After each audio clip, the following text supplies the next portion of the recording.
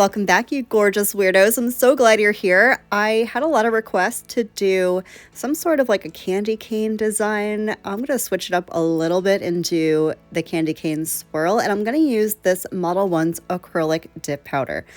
Okay, it's acrylic powder, but it's also dip powder because they're both the same thing. This was previous to my Thanksgiving nail fiasco. The next couple of uploads I think are previous to the incident that happened on Thanksgiving. If you're not in my Facebook group and you're wondering what happened on Thanksgiving, we had a nail tragedy. This is why I don't cook. I was peeling potatoes, which is weird because I had Thanksgiving dinner catered, so I wasn't supposed to be cooking, but the place I had it catered from, they didn't have like regular mashed potatoes. They had sweet potatoes and that kind of stuff. So my kiddos were like, but we need mashed potatoes. And I'm like, fine, I'll make the mashed potatoes. Yeah, well, I blame them for this. So I'm peeling potatoes in front of my kitchen sink, and I feel the peeler hit my nail. And I'm like, it's fine. Maybe it's fine. But why does it hurt so much? And I pushed through like a trooper. I pushed through, and I finish peeling the potatoes, I get them situated, and then I immediately run to my nail desk. And the whole free edge of my nail is gone. I mean, it's attached by like a thread, but there was no saving it. There was not a thing I could do. It's short, like another millimeter, and I probably would have been bleeding. It was excruciating. This is a few days after, and now it feels better. But you'll see it in an upcoming video.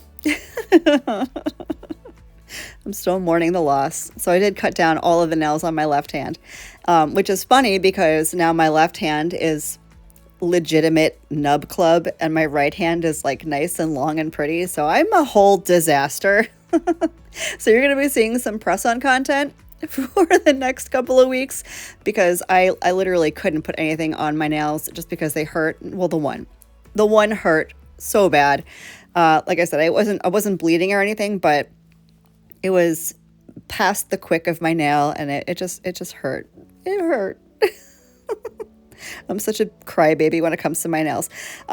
So this might be the last manicure you see on my natural nails for a couple of weeks, but don't worry because I still have content. I have a lot of really cool content coming up, some manicures that I am very proud of that I hope you guys will like. And then I'll be back to my natural nails as soon as this guy grows out a little bit and I can dip on it because this is a whole situation. Anyways, we're getting into the dip powder portion of this video. Again, this is going to be a candy cane swirl nail art design. That's what I really want to focus on because that's what y'all wanted to see. You can do this over gel polish, acrylic, builder gel, whatever product you want on your natural nails, you can do this design over. Y'all know me, I'm just a dip fanatic, so that's what I'm using over my natural nails. And this red by Model 1's is sensational. Wait till you see the coverage in 2 dips, and it does not stain. I don't edit a lot in my videos. The only thing I'll do is fast forward through some stuff, which you're going to see me do on the second dip. I will speed through it a little bit, but I don't cut anything out. I don't do a lot of crazy editing. So what I do is what you see. And as you can see, there is literally no staining on my skin from this gorgeous red. And it's so full coverage. It's such a beautiful pigmented acrylic. I have no complaints. You know how I feel about Model 1's. I'm a huge Model 1's fan. Y'all already know. So I'm going to go, what? I had too much coffee. I'm going to do my second coat. I'm only doing 2 coats of color, 1 dip of clear. This is normal per my natural nails for me. Of course, if your nail situation is different, if you have a little bit more length to your nails, if you require some extra dips because you have a lifestyle that involves a little roughness on your hands, if you wash your hands often, you may need additional dips. If you need to build an apex on your nails because you have a little bit longer of a nail, I'll make sure to leave a video up in the eye on how I like to build an apex. There are a few different ways to do it, of course, but the way that I like to do it will be up in the eye. I'm going to dip into clear dip powder. Again, I know I probably sound like a broken record, but for those of you who are new to my channel, first of all, hi, Hello, I'm Marlakris. I'm glad you're here. Consider subscribing. I'd love to have you as part of the Mani fam. Clear dip powder. So I've seen a lot of people ask questions about whether you need to use clear under or over your color.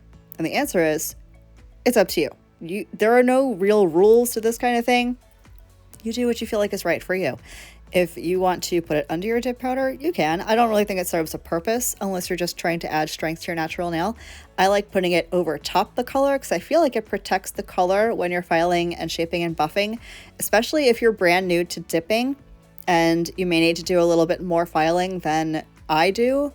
Then you're going to want to put clear over top just to make sure that your color stays consistent across your nails. If you overfile, you can take away some of that pigment and then it may look a little bit patchy or uneven. So that's why I always recommend, especially if you're new to dipping and you have to do a lot of filing, do a clear cap, over top everything and protect your color, especially if you're dipping into glitters or if you're doing some sort of a nail art design like an ombre, French manicure, whatever kind of situation you're doing.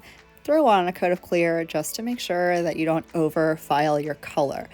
But here's a trick with the clear dip powder that you're going to see coming up. As you can see, especially over a deep color like this beautiful red, it's going to look a little scary. You're going to look at your nails and go, I just ruined my color with this clear dip powder. It's going to look white. No, it's not. I promise it's going to be fine. We're all fine. It's fine. It's going to be fine. Especially if you use this little trick that I like to do. I'm going to dust off all the excess dip powder here in a minute with a fluffy brush, the same fluffy brush that I've been using to dust off the pigmented dip powder. Like we all do, we use a fluffy brush to get rid of all the excess dip so we can activate, right? Yes. However, I like to take an additional step to maximize the clarity of the nails in the finished look. So after I'm done getting the excess dip powder off with the fluffy brush, I'm going to go ahead and grab a stiff, scrubby manicure brush. And now watch the difference between these two nails, one that's dusted off with the fluffy and the scrubby. That's the difference that scrubby brush can make. I preach about this scrubby brush. Of course, you do want to make sure, depending on your dip liquids, because some are slower drying, some are quicker drying. You want to know your liquids. Make sure your dip base is set before you go in dusting anything off with anything, especially the scrubby brush, because if your dip base is not set, you're gonna mush everything up. You're gonna have to take it all off and start all over again. So I'm gonna go ahead and activate, and then I'm going to show you a little bit of my filing routine in case you haven't seen it before, or you just want a little reminder. But again, before I show you my filing routine, keep in mind that I have been doing dip powder nails for upwards of 5 years, and I have grown in my craft to the point where I don't need to do a ton of filing. So just because I take 10 seconds to file my nails doesn't mean you will. Practice makes progress, and I feel like the better you can get at your application overall, the less filing you're going to have to do. So I let the nails sit and activate for 2 minutes. You can't hear it because I don't know why I took sound out of this and I can't get it back, but they will make a clicking noise when they are hardened and ready to file. That's when you know you're ready to go in with your filing. I take a very thin wooden file and I'll graze around the cuticle area just to make sure that my cuticle line is nice and smooth. And I'll do that for all of the nails if I need to. Sometimes I don't. Again, it's going to depend on your application and how it went for you. For me, it went pretty well, especially with this red dip powder. I was pretty surprised. Not that I should have been, because it's Model 1s and I love their products. But I'm going to go over the cuticle line for all of the nails, making sure that is nice and smooth. Then I'm going to go around the free edge of all of the nails and make sure that is nice and smooth. We're going for smooth. Did you gather that we're going for smooth? You just like everything to be smooth and blended and seamless. Once I have all of that smooth, I feel like I've said smooth 800 times. That word no longer has a meaning. Anyway, once I get all of the nails cleaned up the way I like them, all I'm going to do is grab a buffing block. It's a fine grit buffing block. I don't know what grit it is, maybe a 240 grit. And I'm just going to go over each and every nail, make sure they are all ultra duper smooth. I wanted to say smooth. Ultra smooth. So we are ready for top coat and nail art. We're going to top coat first, but I'll explain that to you when we get there. So I'm going to finish buffing. I'm going to get rid of all the dust and debris, and then I'm going to show you how to do the nail art.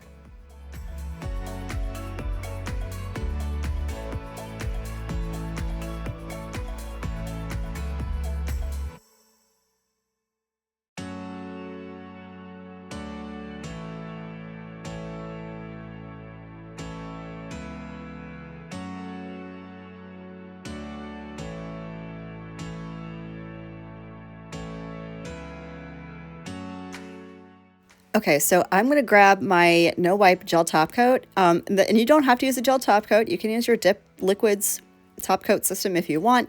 I'm going to use gel polish for this, so if you don't want to use gel polish, you absolutely don't have to. You can use whatever you want over top of your Dip manicure, but I am a gel girl, so that's what I'm going to use. I'm going to grab my white gel polish. This one's from Model 1s, because y'all know how I feel about Model 1s, and here's what I'm going to do. I'm going to put a dot in the center of the nail. This is going to be my end point for every line I'm going to do. I'm going to start the candy swirls. So I'm going to do kind of like a curved triangle shape that starts wide by the skin and gets smaller towards the center. I'm going to do 4 of those, 1 on each side of the nail. Here's the key though. You want to make sure that you're swooping in the same direction every single time, which can get kind of confusing, especially when you hit that last line directly opposite the first one that you did. I had to do this a couple of times because I kept messing it up. So if you don't get it right the first time, just know you're not alone.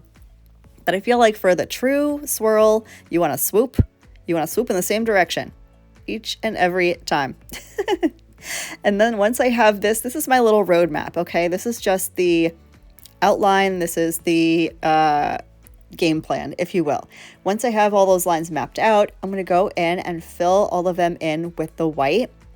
And then we can perfect it and adjust the shapes or the size to how exactly we want it. And we're not going to cure it yet. Once I have this to my liking, once I have them as thick as I want them to be or as curvy as I want them to be, whatever you feel is in your heart to do. And this is why I like using gel, because it's not going to cure until I cure it, right? Even if you're not using gel. You can do this with polish or acrylic paint if you want to. But since I'm using gel and I want the finish on the nail to be different, you know, like because the red is glossy and I want the white to stay matte. So it's got that difference in texture and finish. So I'm going to take some clear acrylic powder. I'm going to pour this over the gel before I cure it. And that's all I'm going to do for the swirl for right now. I might add a little gem or something in the center of it if it feels unfinished. But again, that's just an extra thing that you don't have to do, only if you want to. I haven't played with gems in what feels like forever. I don't know why. I feel like gems are for long nails. I know they're not. I know that we use gems as much as I want to, but I feel wrong. I feel like it's taboo, like I'm using gems on short nails. But you know what? You do whatever you want to do. They're your nails. I'm gonna do it. I'm gonna put a gem in the center of the thing. All I'm gonna do is put a little bit of gel top coat maybe in the center, a little dot of gel top coat, put a little gem in the middle there, cure that, and call it a day. Just one. That way I don't feel so bad about it. I'm going to go ahead and finish up. I'm putting one thin line in between all of those thick lines just for a little added detail so the nail doesn't look too naked, if you will. And again, I'm not curing this yet. I'm going to grab my acrylic powder. I'm going to pour it over that wet gel polish, and that'll give it a little bit of texture. It's not bad. It's not like the snakeskin nail situation. It's just a tiny little bit of texture. But it really does something to the finished look of the nail, gives it a little bit of dimension, makes it look 3D. And then I'm going to cure it for a full minute before I add the gem, and wait till you see how it turns out in the end. It's so stinking cute.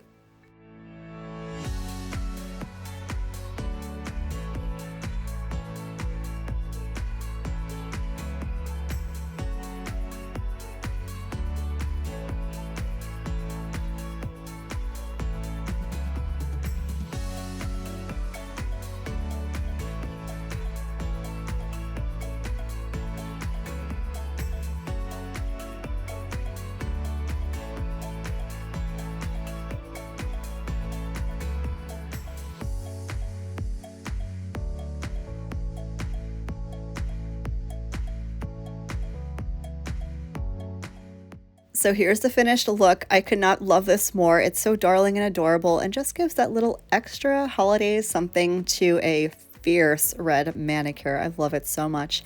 Thank you guys so much for spending a little bit of your day with me today. I hope the rest of your day is as beautiful as you are, and I'll catch you in the next one. Love you. Bye.